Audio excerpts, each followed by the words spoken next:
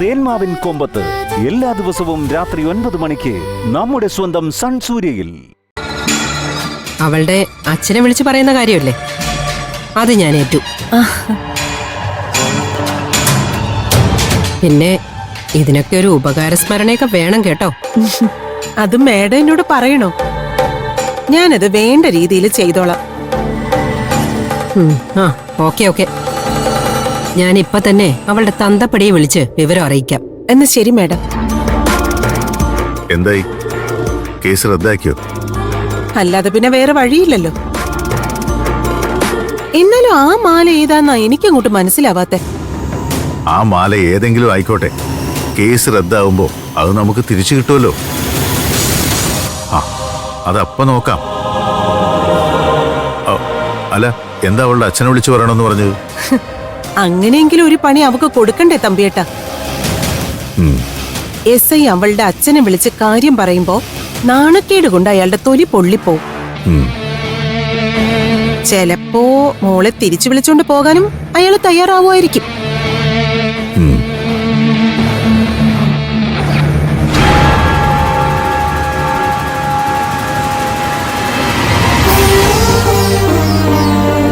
സത്യം തെളിയിക്കാൻ വേണ്ടിയാ സ്വയം കുറ്റമേറ്റെന്നാ ഇവള് പറയുന്നത്.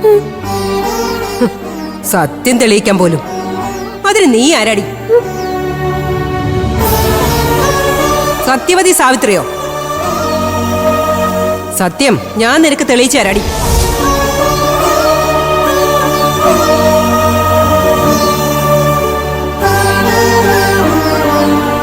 എടിക്കടി,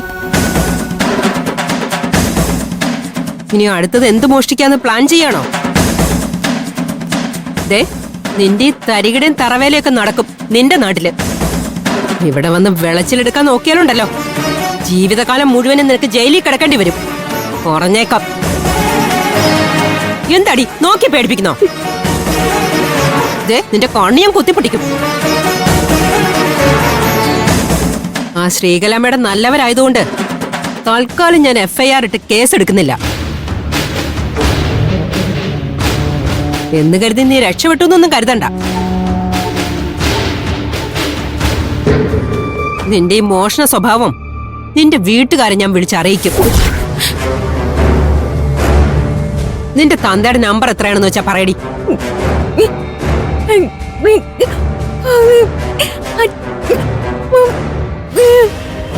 ഇവളെന്തായി പറയുന്നേ? മാഡം, അവളുടെ വീട്ടിൽ അറിയിക്കരുതെന്നാ പറഞ്ഞത്.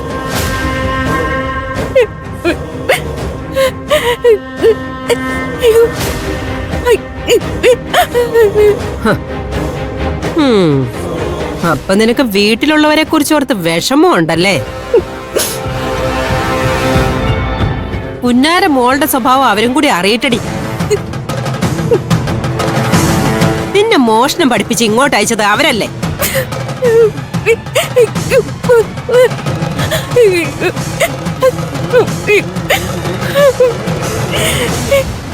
ഇവള് മോഷ്ടിച്ചിട്ടില്ലെന്നാ പറയുന്നത്. കക്കാത് പിന്നെ എങ്ങനെയടി? തൊലയണിക്കടിയിലാ മാല വന്നത്. അവന്റെ ലോക്കറിൽ നിന്ന് അങ്ങ് പറന്നു വന്നോ?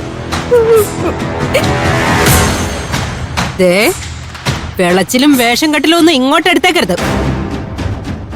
പറഞ്ഞു കേട്ടല്ലോ.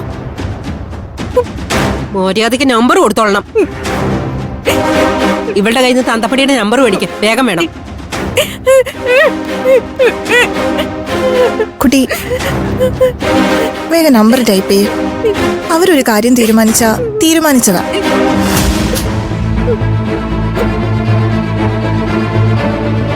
നമ്പർ ടൈപ്പ് ചെയ്യൂ കുട്ടി.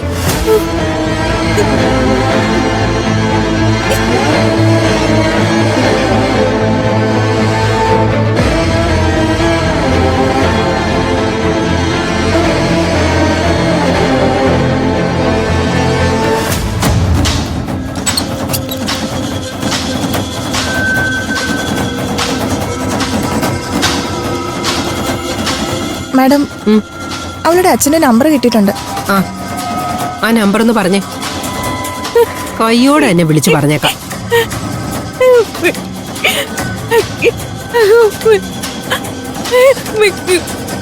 അടങ്ങി നിക്കടിയോടെ.